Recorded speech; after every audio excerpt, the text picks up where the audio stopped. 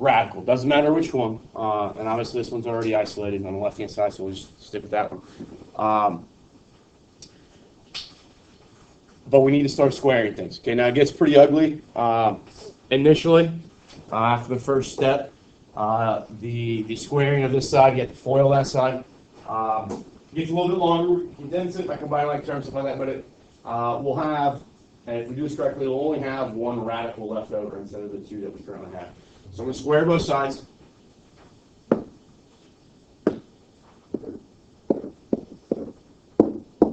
All right, so left-hand side, that's the side that becomes a lot nicer to deal with, okay? Now the right-hand side, remember that's foiling, okay? So it's going to look, I just write it here so we can, okay, so that's what that squaring means on the right-hand side, okay? So 8 times 8 is 64, okay? And then first, times this last one here would be what, plus 8 radical x plus 16. And then you have the same thing for the inside terms. So it gives me 16. And then x plus 16 on the radical. Okay. And then last times last gives me x plus 16. Okay.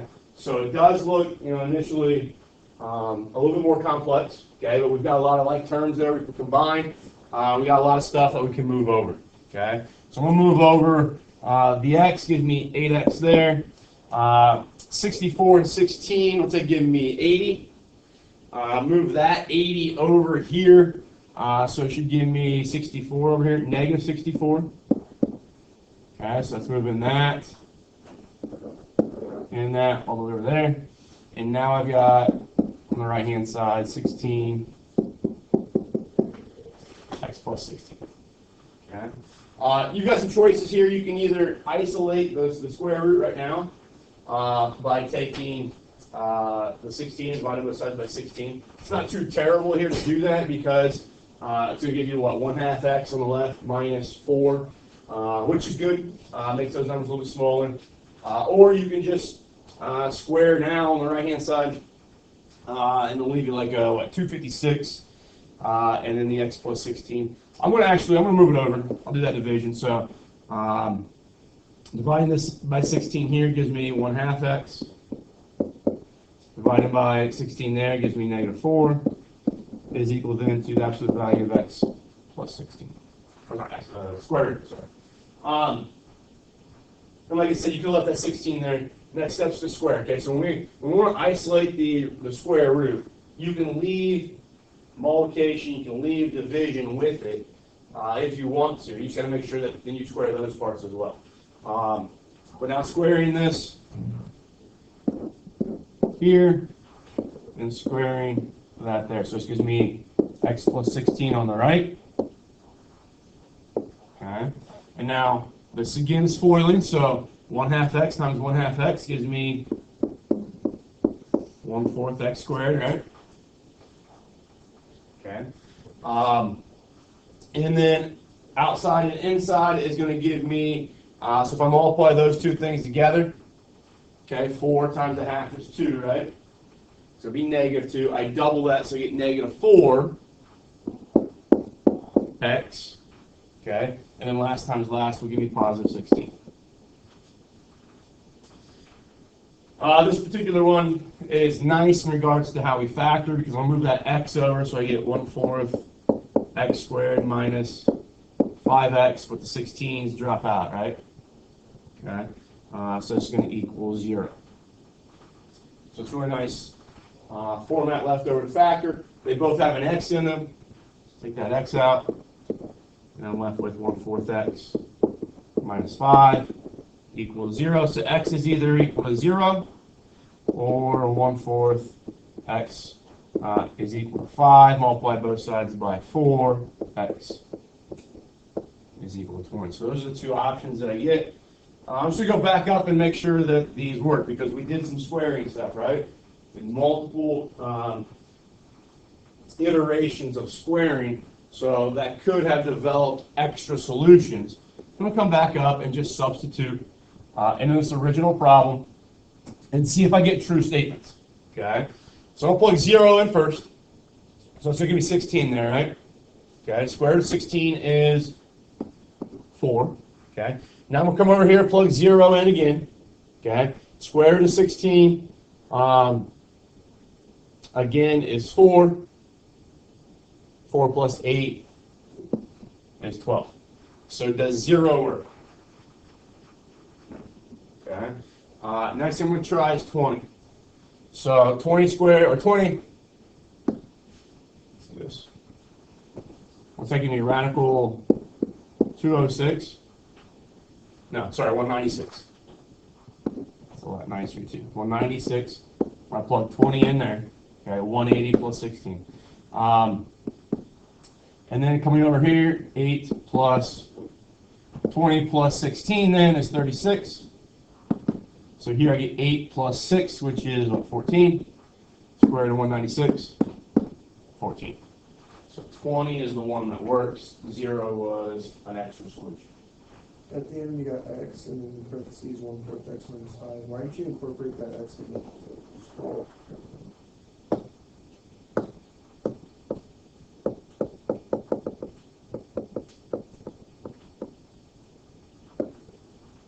Here?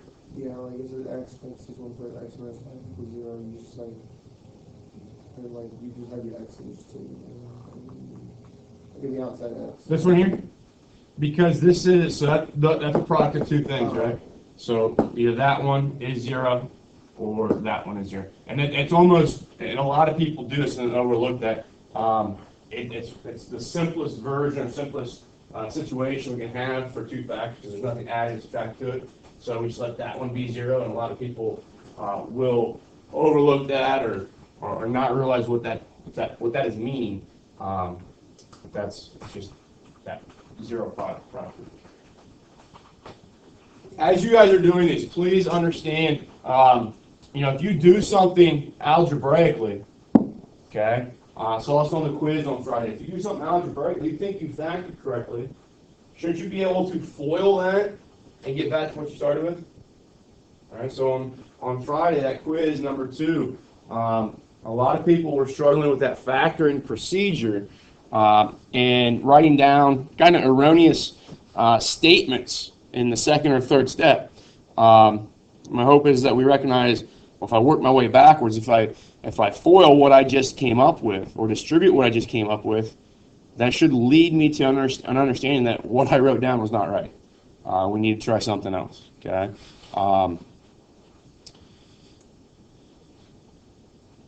Does that help? That question help? I think that's when they have multiple square roots, it's one of the longer types of problems. You can keep as many as you start with. I think the most we'll see is 2. If you were to start with 3 or 4 or whatever, you just keep isolating, squaring, isolating, squaring, isolating, squaring until they all disappear.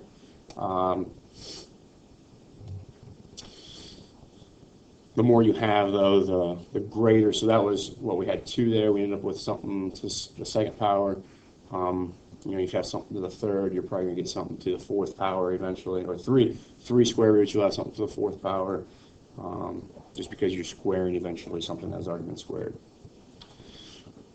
So polynomial gets a little bit harder to solve. Any others on there? 31?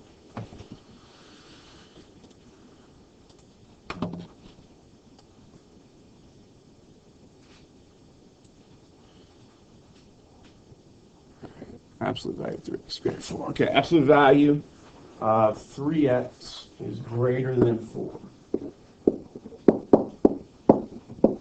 All right, so first thing you want to do with absolute value inequalities is make sure the absolute value is going first, so you can rate left to right. And you can rate that the absolute value is greater, okay? So we had a rule that said when I have absolute value that is greater, that's going to create 2 situations.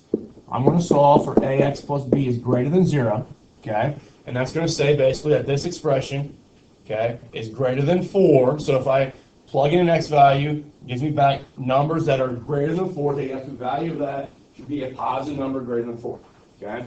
But we also had another situation that says, well, what if this number here is something, or what if x comes out to be like -3? When I put -3 in there for x, I get -9, right? But is the absolute value of -9 still greater than 4? So what we're saying here is that that expression could actually be negative, okay? So we want to see when does ax plus b, okay, end up being less than the opposite of 4. Because when it's less than, or not, sorry, what am I doing here? Those aren't zeros, those are c's. C, C, C. Okay, in this case, the c is a 4. But in our situation, we would want to see when is 3x less than -4, because then when I solve for x and I plug that back in there, it might give me a 3x as like -9 or a 3x like -6 or whatever, which when I take the absolute value of that, I do then get a positive number. So that symbol right there tells me these two rules, okay? And now I just set those up. So I say 3x is greater than 4, and 3x is less than -4. So x is greater than 4/3, and here x is less than -4/3. Okay. Now it asks for interval notation. So when I type that in, these are my two solutions, but we got to visualize those as a number line. Okay, if you want to put a number line down so that you can get this right, I think that's a good idea. I'm going to put 4/3 in. You know, put -4/3 in. Okay. X is greater than 4/3, so that's going to be those values to the right of 4/3. And here, x is going to be less than -4/3, so it's going to be those values. So when I get a picture like that, we want all those values to be incorporated. So we read the number line from left to right. So we start at -infinity up to -4/3, but we do not include either of those. Okay, -infinity up to -4/3. And now we jump this middle section, okay, because those are not solutions. And then I start again back at 4/3. And the last value I would come across would be infinity. And we have to put that union symbol in there, and that should be on that tab somewhere on the right-hand side when you're in the website. And graphically, all this stuff means, you know, I can pick a number off there. I can pick off x to be -2, and I plug it in. It should give me a true statement back up for here. If I plug in a number like 6 over here, some value that's greater than 4/3, it should give me a true statement here. Okay? But think about picking a number that is in here. Isn't it 0 in that range that we didn't graph? So because we didn't graph, it tells us it's not a solution. Try it. If I put 0 in, I get absolute value of 0 is 0. Is 0 greater than 4? No. So that's a false statement, and that's why we didn't graph it. Okay? I think it's a good idea when you come up with these intervals and you have a graphical image or whatever, choose points not only that are in the regions that you think are solutions, but choose a couple points that are outside that, just to make sure that you didn't leave anything out, and that those intervals make sense. Okay. To help, always have to pay attention to that inequality sign, because if this question was absolute value of 3x is less than 4, well, now it's 3x is less than 4, but -4 is less than 3x as well. And now you go through and divide everything by 3. So now that solution, if I was looking at this, I'm going to go back. But if I looked at -4 is less than 3x is less than 4, that ends up being all of those values. Does that make sense? X divide everything by 3, -4/3 is less than x is less than 4/3. So it's all dictated by that inequality symbol. We have to pay attention which one we get, and then how to move on from that.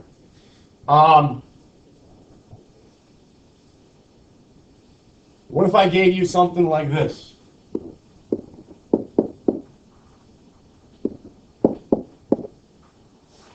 What's the solution to that?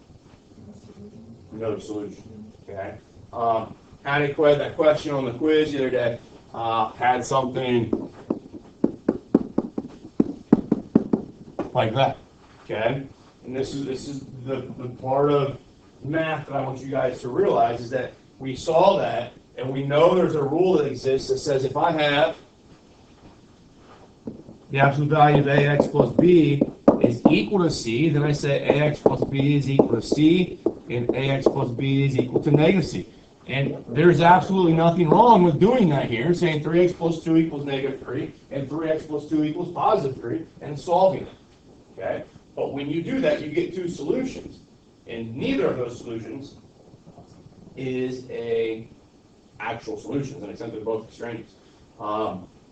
Because the absolute value function can never be negative. And that's the idea is this graph is going to look, something kind of terrible.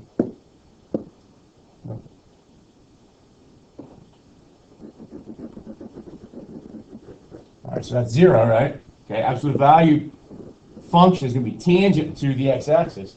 And if I've got negative 3 being that line right there, do those two curves intersect? Okay.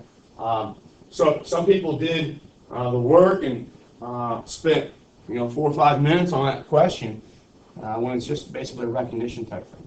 Okay. If you can't be equal to negative 3, you can't be less than negative 4, right? That's a bigger negative number. So keep those things in mind as we go through this stuff. We got one more. We got one more question. Either one. 38.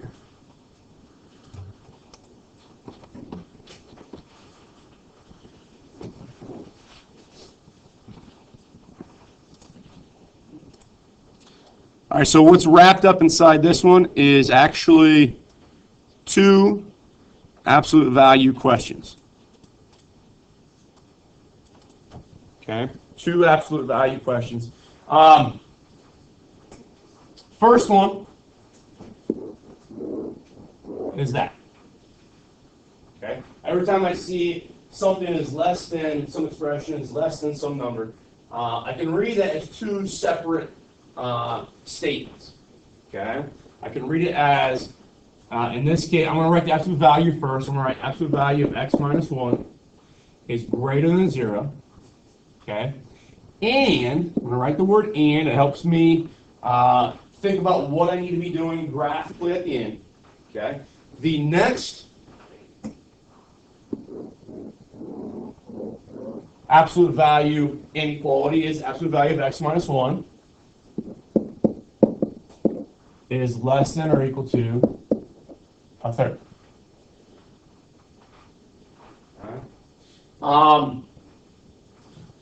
Everybody should have had a 0 here. So this one's kind of unique in that situation. If there was a different number there, this result here would provide us more information. Okay, but we know if it's greater than, you get 2 solutions, right? You get x minus 1 is greater than 0, or x minus 1, flip it, is less than negative 0. Doesn't really make a whole lot of sense, right? Okay. So what we're looking at here is x minus 1 less than 0, or greater than 0, or x minus 1 less than 0. So now I get x to be greater than 1, or x to be less than 1. Okay. Think about what that means. X to be greater than 1, or x to be less than 1. Huh? Yes, it is. Well, okay, it's maybe if I graph this, let's put 1 there, right? Greater than 1 would be that stuff there, correct? Less than 1 would be that stuff there, correct? Okay, so what is the only point there that's not allowed to be used? 1 cannot be used. And think about putting that number there. If I put 1 in here, 1 minus 1 is 0, right? Absolute value of 0 is 0. Is 0 greater than 0? No. Okay, so that's why we're seeing all the numbers that we have here work except for 1. Okay, so I'm thinking about that picture. Okay, now we'll come over here and do the same thing. But remember, this is a less than symbol now. So now, oh, I didn't do attendance. Is everybody here? Help me out real quick.